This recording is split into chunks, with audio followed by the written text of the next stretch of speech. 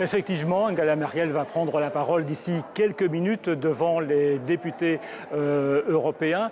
Et vous ne le voyez pas, mais j'ai une boule de cristal qui va me permettre de vous révéler ce qu'elle va dire.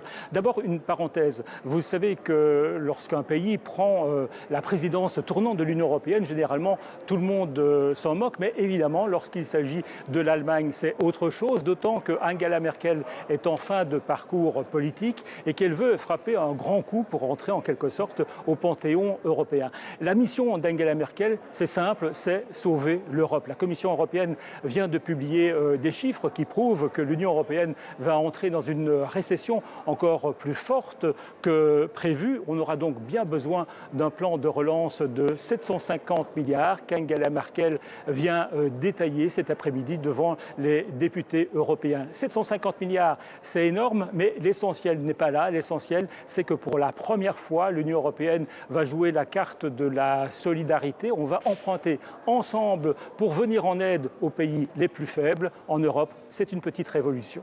Et concrètement, Paul, qu'est-ce qui pourrait gêner la réalisation de ce plan? Quels sont les obstacles?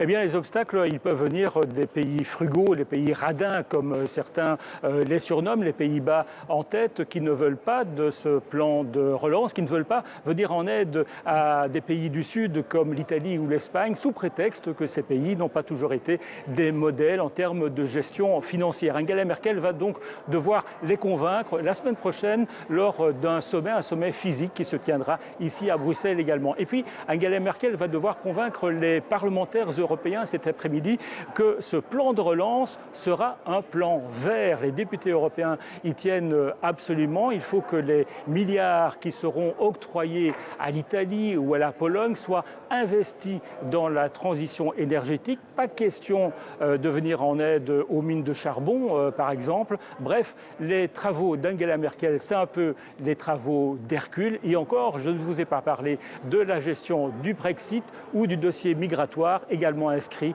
au programme allemand. Précision à Bruxelles de Paul Germain pour TV5 Monde. Merci à vous.